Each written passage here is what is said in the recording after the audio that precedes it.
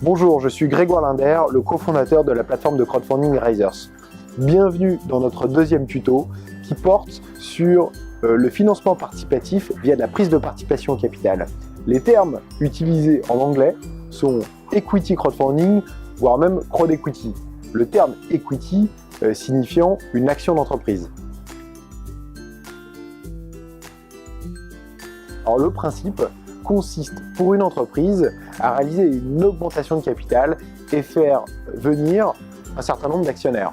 Il existe deux grands modèles, le modèle direct et le modèle indirect. Dans le cas de figure de l'investissement direct, l'investisseur pourra détenir directement des parts de la société. Dans l'autre cas, l'investissement se réalise via une structure dédiée, communément appelée holding. L'ensemble des actionnaires investissent dans cette holding et cette holding, en tant que personne morale, investira dans la société qui réalise l'opération de levée de fonds. Le modèle indirect génère des coûts. Création de la société dédiée, comptabilité, commissaire aux comptes, etc., qui sont généralement à la charge des investisseurs.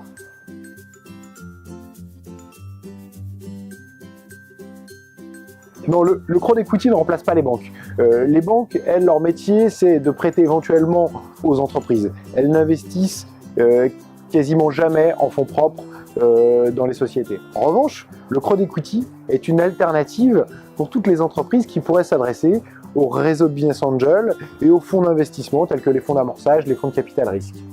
Il est fréquent même de voir des entreprises qui s'adressent simultanément à des investisseurs traditionnels, fonds d'investissement, réseau de business angel et à une plateforme de crowdfunding. Dans ce cas de figure, les conditions d'investissement entre particuliers et investisseurs traditionnels sont généralement alignées.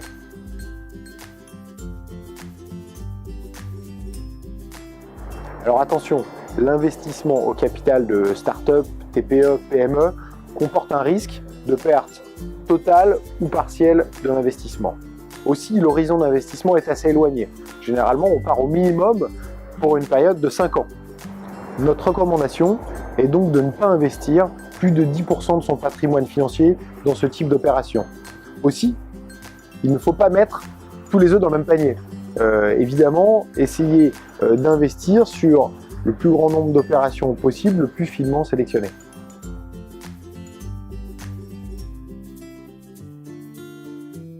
De nombreuses raisons poussent les particuliers à investir.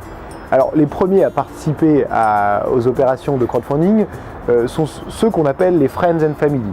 Ce sont la famille, les amis de l'équipe dirigeante qui réalisent cet investissement simplement pour soutenir leurs proches. D'autres viennent pour trouver une pépite et réaliser une belle plus-value à la sortie.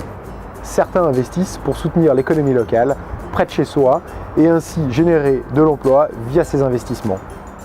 Selon les opérations, un avantage fiscal pourra être également obtenu par les investisseurs. Ce sujet fera l'objet d'un prochain tuto. Enfin, l'une des motivations peut également être l'accessibilité de l'investissement. En effet, ce dernier est possible pour tous à partir de 500 €. Merci pour votre attention. Je vous donne rendez-vous dans notre prochain tuto qui sera destiné aux entreprises qui souhaitent réaliser une opération de crowd equity. À bientôt.